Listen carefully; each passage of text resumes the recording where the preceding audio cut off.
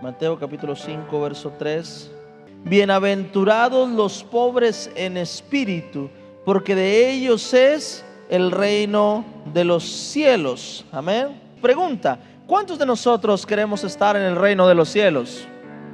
De hecho, esa es la razón por la que prácticamente nos congregamos. Amén. Escucha, entonces su palabra nos dice en Mateo capítulo 5, Jesús nos habla que los herederos del reino de los cielos, los que tendrán como herencia, o los que van a recibir el reino de los cielos, son los pobres en espíritu. Entonces debe ser importante para nosotros saber que es pobre de espíritu. Amén. Y si hay una garantía, dice: todos los que son pobres de espíritus tendrán el reino de los cielos. Y esa es la meta de todos nosotros. En pocas palabras, el reino de los cielos es decir, el poder y la autoridad de Dios en la vida de una persona. Y dice que las personas que tienen el poder y la autoridad de Dios en su vida, ¿sabes quiénes son? Los pobres de espíritu. Entonces es importante para nosotros saber si somos o no pobres de espíritu, porque podemos ser servidores, podemos ser adoradores, podemos ser pastores, podemos ser líderes, podemos ser iglesia, podemos ser personas que aman a Dios, pero podremos ser todo eso sin ser pobre de espíritu. ¿Está conmigo? Es decir, puede ser abogado, puede ser licenciado, puede ser empresario, puede ser psicólogo, puede ser papá, y puede que no tengas amor. Es exactamente lo mismo. Puede que seas líder, puede que seas adorador, cantante, músico, congregante, puede ser cualquier persona, pero puede ser que no seas pobre de espíritu. ¿Y qué crees? Solo el pobre de espíritu heredará o tendrá el reino de los cielos. Amén. Entonces es algo que nos debe preocupar a nosotros. ¿Qué es pobre en espíritu? Escucha esto, en pocas palabras, la palabra pobre es carencia. Diga conmigo, carencia. Amén. Escasez. Eso es la palabra pobreza. Alguien que carece de algo. Y la Biblia está hablando que todo aquel que carece en su espíritu, de él es el reino de los cielos. La Biblia lo que nos está enseñando es: todo aquel que mengua su espíritu, de él es el reino de los cielos. Hay un pasaje en la Biblia que a mí me gusta mucho. Hay un personaje que es Moisés, pero Moisés es el vivo ejemplo de un hombre pobre de espíritu. ¿Ven? Moisés cometió muchos, pero muchos errores, pero hizo una sola cosa bien. ¿Y sabes qué fue? Ser pobre de espíritu. La Biblia dice que cada vez que Moisés se sentía inseguro, lo que hacía era correr a la presencia de Dios. Moisés siempre sintió que necesitaba a Dios para hacer cualquier cosa en su vida. Y hay un pasaje en la Biblia que a mí me gusta mucho. Vamos a leerlo. Éxodo capítulo 33, versículo número 15. Bueno, versículo número 13 dice así. Dice el verso 13: ahora pues, si he hallado gracia en tus ojos, te ruego que me muestres ahora tu camino, para que te conozca y halle gracia en tus ojos. Y dice: y mira que esta gente es pueblo tuyo, dice su palabra. Después dice el verso 14: y le dijo: mi presencia irá contigo y te daré descanso, le responde Dios a Moisés. Dice: y Moisés respondió: si tu presencia no ha de ir conmigo, no me saques de aquí. Y este versículo es un versículo muy conocido. Moisés, cuando soltó esto, cuando dijo esto, fue algo que marcó la historia de Moisés. Y Moisés tenía una característica: ser pobre de espíritu. Por eso, a pesar de que cometió muchos errores, y de que no pudo ver la tierra prometida, Dios le permitió heredar el reino de los cielos. Dice la Biblia que Moisés fue el único hombre de todo este pueblo que perdió la oportunidad de entrar a la tierra prometida. Dice la Biblia que Dios le permitió que no muriera en medio de un desierto. ¿Por qué? Porque Moisés era heredero del reino de los cielos. No pudo conocer la muerte en el desierto. Dios tuvo que llevárselo a otro lugar. Amén. Para los que no conocen la historia, cuando el pueblo de Israel está a punto de entrar a la tierra prometida y comete su pecado contra Dios, la Biblia dice que Dios hizo que la segunda generación entrara a la tierra prometida hasta que todos los demás murieran en medio del desierto. Pero Moisés era uno de todos esa generación que debía morir y no entrar a la tierra prometida. Pero cuando llega el turno de Moisés de morir, porque no podía entrar a Canaán, dice la Biblia que Dios lo aparta y lo esconde y se lo lleva y lo lleva a morir en un lugar donde nadie podía verlo. Hay quienes creen que Moisés fue arrebatado, que ni siquiera vio la muerte. ¿Sabes por qué? Porque Moisés era heredero de esta promesa. Era hombre con una pobreza de espíritu. En pocas palabras, un hombre que su espíritu lo llevó a menguar de tal manera que siempre puso a Dios por encima de él. Cuando la Biblia dice que bienaventurados, o sea, bendecidos son aquellos que son pobres de espíritu, está hablando, bendecidos todos aquellos que menguan a lo que son para que Dios venga a su vida. De eso está hablando la Biblia. El problema de todos nosotros es que queremos estar cerca de un Dios, pero no queremos ser pobres de espíritu. No queremos menguar a lo que nosotros somos cuando estamos delante de Dios. Dios tiene problemas con personas que solo quieren milagros. Dios no tiene problemas con hacer milagros. Dios tiene problemas con personas que solo quieren milagros. Con personas que vienen delante de Él no queriendo menguar a lo que son cuando están delante de Dios. El problema de nosotros es que no menguamos a lo que somos delante de Dios. Estamos delante de Dios y le estamos sirviendo esperando que Dios haga algo en nuestra vida, y por eso le servimos. Estamos delante de Dios esperando que Dios transforme mi vida, que me dé el milagro que necesito, que me dé la bendición que necesito, el trabajo que necesito, la casa que necesito, y estamos delante de Él sin ser pobres de espíritu. Moisés nunca pidió nada. Moisés no pidió absolutamente nada. Lo único que Moisés quería es que su Dios caminara con él. Y cuando Dios le da una promesa, le dice: te entregaré una tierra prometida, le dijo el Señor. Te entregaré una tierra donde fluye leche y miel. Te entregaré que tengas posesiones. Serás bendecido, serás prosperado, le dijo Dios a Moisés. Pero cuando Dios le ofrece todo esto a Moisés, la respuesta de Moisés no fue gloria a Dios. La respuesta de Moisés fue: mira, todo eso está bien, pero si tú no vas conmigo, yo no quiero ir. Y esto lo llevó a heredar el reino de los cielos. Solo ciertos hombres como Enoc y Elías pudieron ser arrebatados por Dios. Tuvo testimonio de haber agradado a Dios y por eso fue arrebatado con Dios. Elías tuvo el testimonio y por eso fue arrebatado con Dios. Pero si te fijas, Moisés es el único que se equivocó y pecó y aún así no conoció la muerte. Dice la Biblia que aún el demonio, que el enemigo peleaba en el cuerpo de Moisés. ¿Por qué? Si Moisés se equivocó tanto,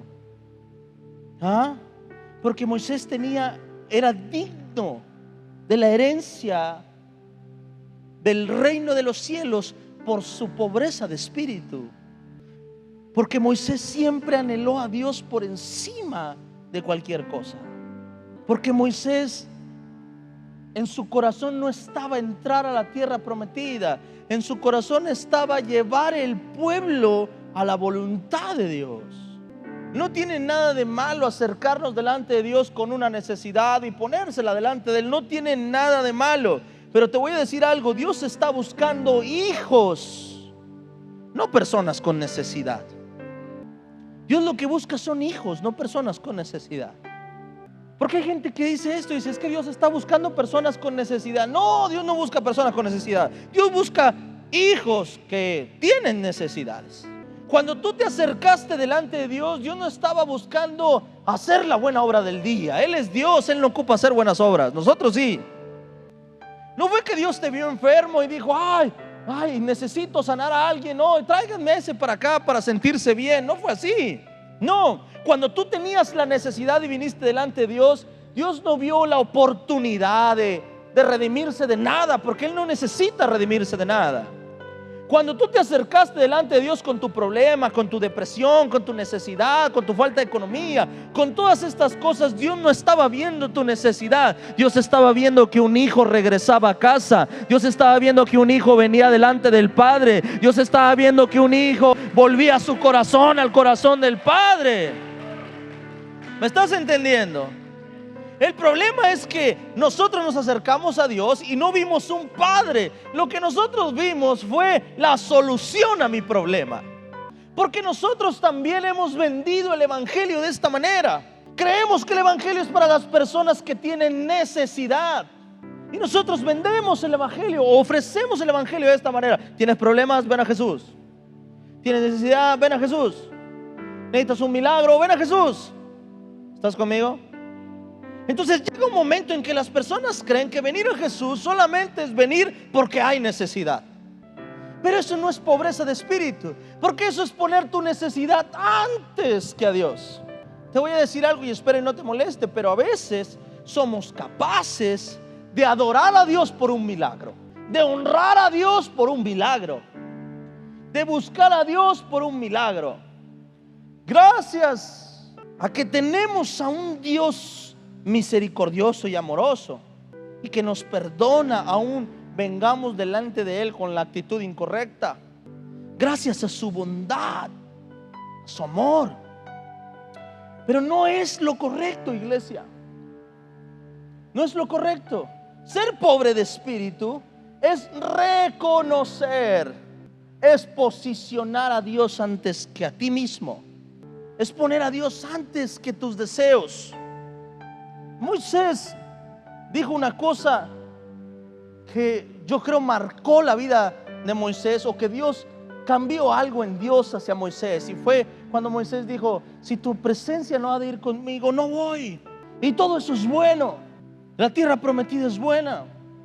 En pocas palabras, lo que Moisés estaba diciendo: de nada me serviría ser exitoso en esta vida si tú, Dios, no estás conmigo. Pero aquí está lo diferente. Es que buscamos a Dios para tener éxito. Que a veces buscamos a Dios buscando a través de Dios tener éxito. A veces nuestra adoración es fruto del deseo de tener éxito en algo. A veces nuestro servicio a Dios es el fruto del deseo de que Dios haga un milagro en mi vida. Pero no debe ser así. El tener a Dios en nuestra vida va a dar como consecuencia el fruto del éxito y de la bendición. Porque Dios no sabe hacer las cosas mal. Porque su esencia, porque su poder es eso: transformar las cosas malas en buenas. Hacer que lo que esté muerto dé fruto. Hacer que lo que no prospera, prospere. Eso es la esencia de Dios, donde quiera que Él está. Pero no buscamos a Dios por eso. En pocas palabras, bienaventurados los que buscan a Dios por encima de lo que su carne desea buscar. Bienaventurados los pobres es, bienaventurados los que mueren a sí mismos, bienaventurados los que mueren a lo que son, bienaventurados los que entendieron que deben menguar a lo que son. Bienaventurados los que vienen delante de Dios no esperando que Dios haga lo que ellos quieren. Bienaventurados aquellos que vienen delante de Dios esperando que Dios haga lo que Él quiere en nuestra vida. Vuelvo a repetir, no tiene nada de malo que busques a Dios con ese sentir, porque Dios es bueno y misericordioso, amén. Pero hay algo más que Dios quiere hacer contigo. Te soy sincero, cuando yo conocí a Dios, yo nunca me acerqué a Dios porque quería ser su hijo. Yo me acerqué a Dios porque quería un milagro de Dios. Esperaba ser sano de cáncer cuando me acerqué a Él. Con el tiempo entendí que Dios no solo quería sanarme, sino que Dios estaba buscando que yo me convirtiera en su hijo. Nunca me imaginé siendo pastor, no me imaginé siendo predicador, no me imaginé hablando del Dios que hablo ahora, no me imaginé viajando por el mundo predicando de Dios tampoco. Pero cuando Dios me vio, Él sí me imaginó a mí haciendo todo esto. Me di cuenta que sus planes eran más grandes que mis planes. O sea, para que me entiendas, la intención de Dios conmigo era distinta a la intención que yo tenía con Dios. Los planes de Dios eran otros a los planes que yo tenía con Dios. Me pasó como cuando me casé con mi esposa. Yo esperaba tener una novia y no una esposa y terminé casado. Amén. Cuando mi esposa y yo empezamos a ser novios, rápido le puse las reglas del noviazgo.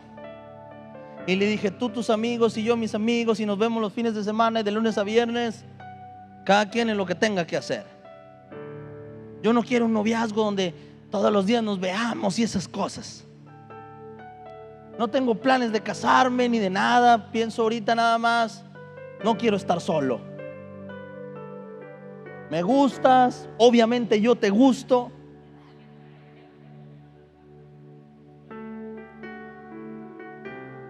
Nos llevamos muy bien, pero no tengo planes de casarme ahorita ni nada.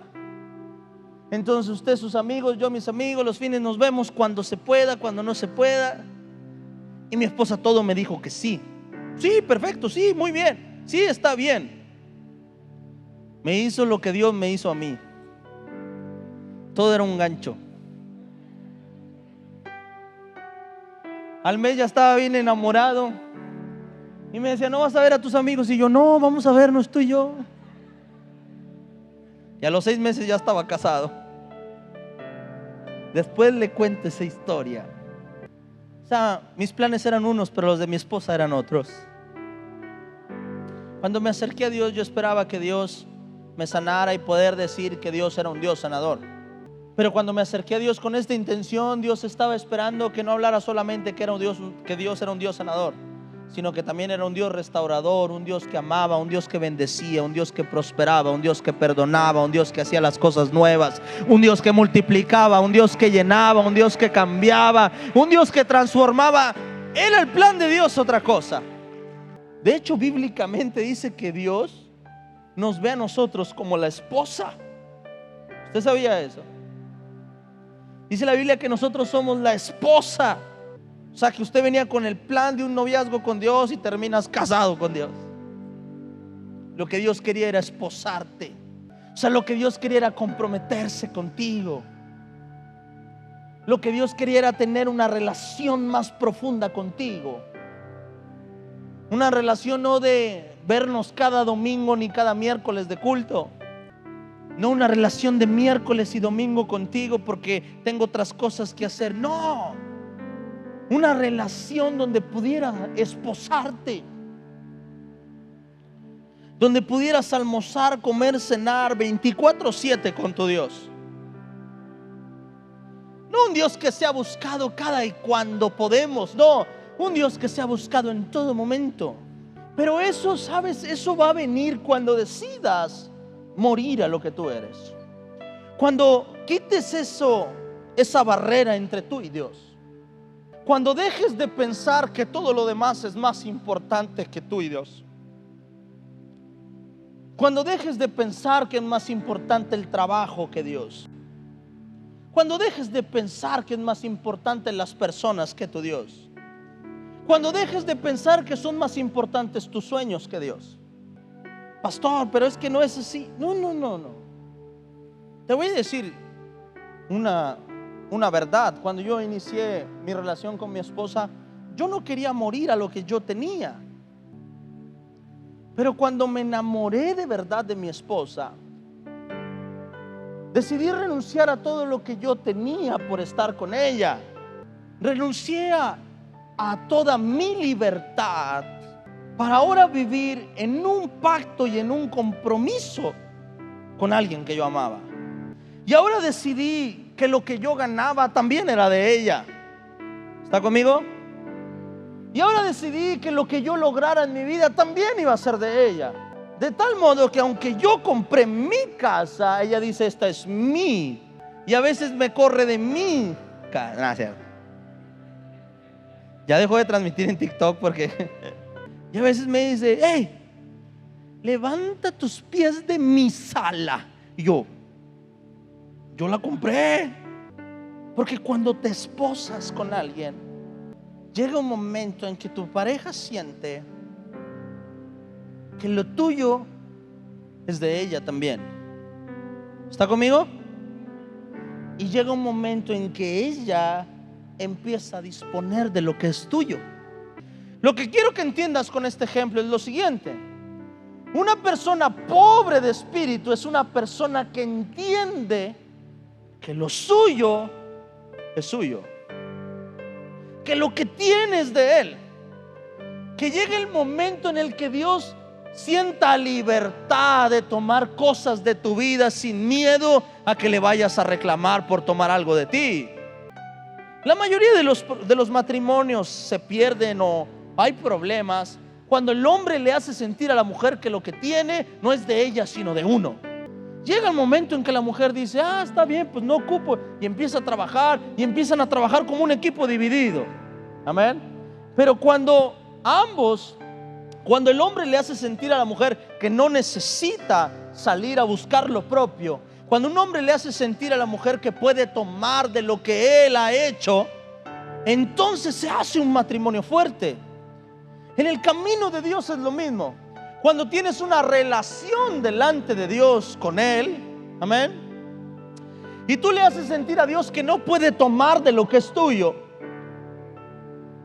cuando Dios te tiene que pedir permiso para hacer algo contigo, cuando Dios sabe que le vas a reclamar por quitar o poner algo en tu vida que no estaba en tus planes, es una señal de no morir a tu espíritu delante de Dios. Dice el Señor en pocas palabras, bienaventurados los que son pobres de espíritu, porque ellos reciben el reino de los cielos, o de ellos es el reino de los cielos. En pocas palabras está diciendo, bienaventurados los que comparten conmigo, que yo compartiré con ellos. Venir a Dios para recibir algo de Él es bueno y efectivo.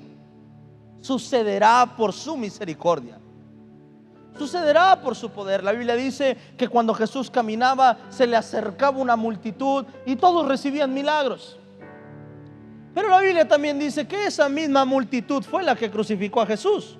Pilatos pone la decisión en la multitud y dice, lo que ustedes decidan, eso se hará. ¿A quién quieren que suelte? ¿A Barrabás o a este hombre que no ha hecho absolutamente nada? Y la gente escoge salvar a Barrabás. Y después dice, ¿qué quieren que hagan con ellos? Y la gente grita, crucifíquelo. ¿No era la misma multitud que recibía milagros? Amén. ¿No era la misma multitud que lo apretaba? Porque muchos de ellos nunca esperaron recibir a Jesús en su corazón o seguir a Jesús. Lo único que esperaron era un milagro de Jesús. Para que me entiendas, el que no trabaja en su pobreza de espíritu, algún día terminará crucificando a Jesús. ¿Me está entendiendo? Algún día terminará dudando de su Dios. Algún día terminará ignorando a su Dios. Algún día terminará apoyando lo que no es de Dios. Amén. Amén. Algún día terminará traicionando a su Dios. Algún día terminará vendiendo a Dios como Judas le vendió. Amén. La Biblia es clara acerca de la intención de Judas. Siempre estuvo cerca de Dios, pero Jesús siempre supo su intención. Siempre estuvo cerca de Jesús, pero Jesús siempre supo la intención. Cuando le tiraron en la casa de Simón a la mujer que vino y derramó su perfume. Dice la Biblia que desde ahí Judas dijo: ¿por qué no se vendió para dárselos a los pobres? Dice, pero Jesús sabía que no era lo que le importaba a Judas, que lo que él quería era sustraer del dinero. O sea, Jesús sabía que Judas estaba con él y le robaba todos los días. ¿Está conmigo? Por eso cuando estaban en la mesa dijo: uno de ustedes me va a traicionar. Y Jesús sabía quién le iba a traicionar, porque Jesús sabía quién estaba con él por el beneficio, pero también sabía quién estaba con él porque le amaba. Amén.